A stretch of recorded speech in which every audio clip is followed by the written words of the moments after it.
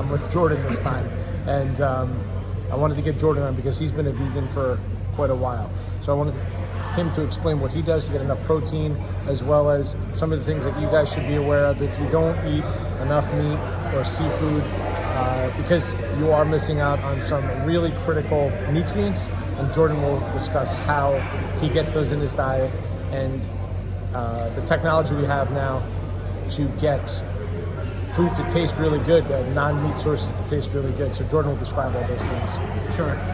So we live in a time where we have a very good understanding of biochemistry, and we can formulate food to taste good and taste a certain way while also providing nutrition that people are missing out from not eating meat. One of the examples of that is the Impossible Burger and the Beyond Burger. The Impossible Burger more so, it has actual supplements in it. The Beyond Burger isn't as good on that front, but the Impossible Burger is made out of something called leg hemoglobin, which comes from legumes. It's analogous to the hemoglobin in your bloodstream, but it comes from plants instead, and it helps to get like that iron kind of meat taste in the burger. And that's actually a form of heme iron, and you've probably heard that heme iron is more easily absorbed than non-heme iron. So if you're eating Impossible meat, even Beyond Meat has this heme iron as well, by the way, then you're going to be getting that heme iron that you're going to be missing out on a vegetarian diet. The Impossible Burger is also supplemented with B12 and like a B complex of vitamins. As a vegetarian or vegan, it's not optional. You need to supplement with B12. There's no non-animal sources of B12. There may have been at one point. There's some discussion where untreated water and vegetables that don't have all the dirt washed off or whatever might have been like supplemental forms of B12 for early humans at least. But obviously you don't want to be doing that, so we have food now that can provide that for you if you don't want to be eating meat. So yeah, it's supplemented with the B12. It's also supplemented with zinc gluconate, and the zinc gluconate is a chelated form of zinc, which is highly bioavailable. So if you're eating that, you'll be getting some bioavailable zinc as well, which is also pretty commonly deficient in vegetarian and vegan diets. Besides those foods, you have a lot of supplemented foods now, like even vegan cold cuts, vegan like deli meats, whatever. They are supplemented. A lot of them are just not very healthy. A lot of them are made out of like wheat protein and like soy flour and like just like kind of like GMO stuff, like not so great. So the Impossible Burger is a little bit better in that front at least. For other forms of protein, I mean, I mainly eat like a lot of legumes and rice, like especially long grain, like unprocessed rice with like the whole on. When you eat that, you're getting like a lot of fiber, you're getting more protein, more nutrients. And when you mix that rice and the beans together, it's a cliche at this point, but it becomes a complete protein. Like it has all the necessary amino acids for your body. You can also, I don't know how much you talk about like soy products. Do you ever talk about tempeh or anything like that? Nope, you can talk about soy. Yeah, so tempeh, so soy is problematic sometimes. There's goitrogens, they're called, in it, which alter your thyroid hormone. It can lower your thyroid hormone production. And there's also phytoestrogens, and it's kind of iffy about whether or not the phytoestrogens are actually a bad thing or not. Some research suggests that it may lower testosterone in like super huge doses, but most people are not eating doses that's going to be relevant. But when you ferment the soy, if you are worried about those phytoestrogens, they're decreased greatly in fermented soy products like tempeh, for example. Tempeh is basically just a bunch of soybeans pushed together into like a cake, and it's fermented with yeast and mold, and it forms. It's kind of gross looking, honestly, but it tastes good. It doesn't really have like a strong taste. It doesn't taste like a fermented food, really. You just cut it up. You can fry it in a frying pan and eat that. It's pretty high in protein. It's high in fiber. It's lower in those phytoestrogens, and it's high in lots of nutrients that vegetarians generally need, like iron and stuff like that. Just make sure that you're eating organic soy products, because soybeans are the most genetically modified crops, I think, next to corn. Yeah. So, and it makes a big difference. We'll talk about that at a future time. But go ahead. Anything else? Why don't you talk a little bit about seafood and the importance of iodine? Yeah. For people that are. So a lot of people probably, if you're not using iodized salts, you're probably not getting enough iodine in your diet. And the reason why we started adding iodized salts or iodine to salt in general is because we noticed that trend. When you don't put iodine in salt, people are not getting enough iodine. And it's because people generally don't eat seafood every single day. And seafood is one of the main sources of iodine. If you eat seaweed, seaweed is the highest source of iodine in most human diets. Like if you eat like kelp or nori or what's it called, wakame, like any type of like Japanese seaweed, you're going to be getting a lot of iodine from that. So maybe you don't have to worry so much about supplementing if you're doing that. That's one of the main sources of iodine in the diet. If you don't want to eat seaweed or you don't like seaweed, I would just suggest using iodized salts or kelp flake granules, which I'm sure you've talked about in the past. It's like it's in the seasoning section. You can find like dried kelp powder. It has like a salty taste. You can add it instead of salt to your food, and it adds iodine to the food as well. There's a tremendous amount of salt in there. To be clear again, I've said this before, Himalayan salt is not iodized. No. So you want to make sure that it says, literally, we'll say iodized salt. And you're going to hear people online say that iodized salt is bad. It's the same molecule as Himalayan salt. It doesn't have a lot of the minerals that Himalayan salt has in it, but fundamentally they're both sodium chloride, and they're just adding in a tiny amount of an iodine salt into the salt. There's nothing chemically bad about it. It's not synthetic. It's not like it's some type of it's not going to hurt you in any way. A lot of people really say that like especially in like alternative health forums and stuff like that, they'll say like iodized salt is bad for some reason. Don't buy into it. You need to use iodized salt if you're not eating seafood or seaweed. It's necessary. Last thing, so is there anything else that you wanted to talk about supplement-wise for vegans or vegetarians that they should be aware of?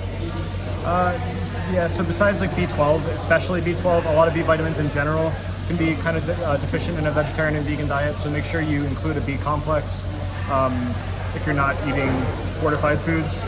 And if we actually just talked earlier about the Beyond Burger and how much thiamine that they put into the burger, and Jordan was saying that too is one of the reasons that they're able to achieve the taste that they're able to achieve. The thiamine is active in a set of reactions called the Maillard reactions, which are those reactions that happen when you brown food and it forms like kind of like a crust, like that, like almost like like that charred type of taste.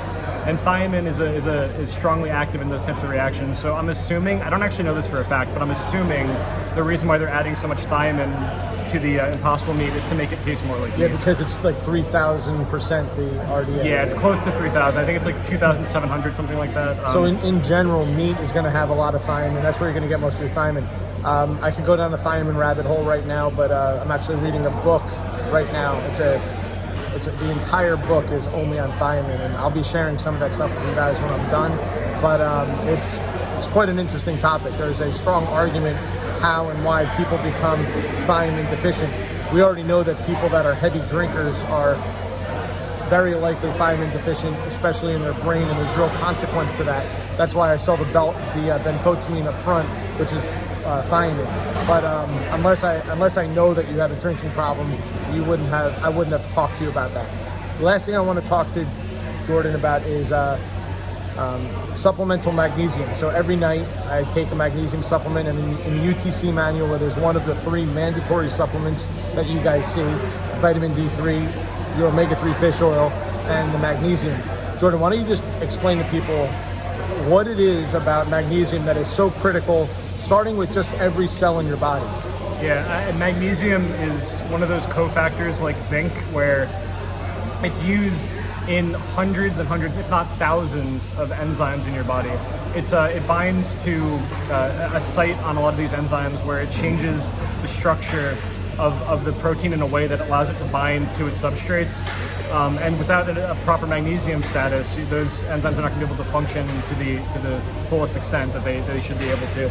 And a lot of people are at least not optimally sufficient on their intake of magnesium. I hesitate to say deficient because I don't know 100% sure about like the rates of deficiency versus insufficiency, because that's like a whole about 80% of American women are magnesium deficient. That's a fact.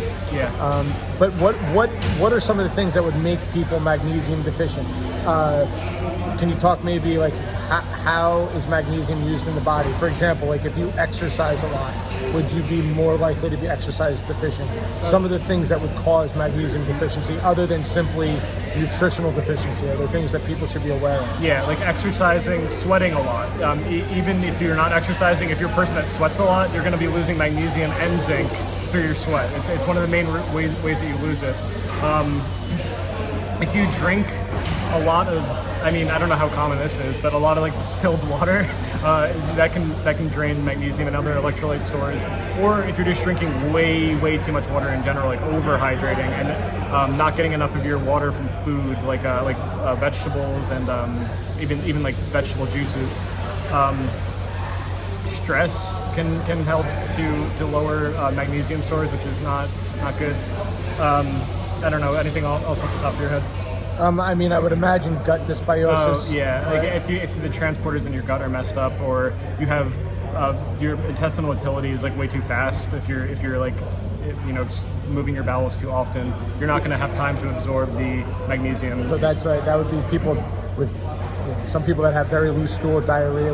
It's ironic that we were just talking about this, but there are specific gases in your gut that are very predictive of whether or not you're going to have very loose stool or be more constipated. And people that have those issues going on, there's actually things you can do to help fix that. But and then finally with magnesium, what foods, what minerals help with magnesium absorption? Or are there things that you can eat with magnesium or have with magnesium that help their absorption? Sure, like synergy. That works synergistically. Yeah. Like, for example, like iron and vitamin C work synergistically. Are there things that you can take with magnesium that are helpful, or is that pretty much just fine taking it on its own on an empty stomach? In fact, actually, I think that's exactly it. I mean, there are things that work together with magnesium in the body, but it competes for absorption with minerals rather than being. So let's be specific about those. Yeah. So if we know that magnesium competes with absorption, that's another way that people can be deficient, right? So if you're taking a magnesium supplement with calcium or zinc. Calcium and zinc will compete with magnesium. Zinc is less of an issue than calcium because zinc you need so little of in a day. It's like 45 or 33 milligrams. Actually, it might be even less than that. Even your magnesium supplement is likely to be about 15 milligrams. Yeah. But something like calcium, you're taking 500 to 1,000 milligrams. And by the way, I don't recommend a calcium supplement. I already told you guys not to do that. But if you're eating foods that are high in calcium, even you could compete with your magnesium absorption. Yeah. So like if you take your magnesium with milk, it's not going to be absorbed as well. If you take it on an empty stomach, it's absorbed pretty well by itself because it's it's a salt, so it's going to absorb through passive diffusion in your intestines. Or if you take it what's it called? The glycinate form can be taken up with glycine transporters in your intestines as well. So that's another route by which it can be absorbed. So it is absorbed pretty well if you take it on an empty stomach away from other food. That's how I take it. I take it on an empty stomach. I use usually either the magnesium glycinate or magnesium citrate. It depends. And I take it on an empty stomach before I go to bed. It's real simple. In general, I already told you guys, supplementing with things like zinc, in general, if you can, take it on an empty stomach. But all right, guys, thanks for your time, Joe. The video's getting long.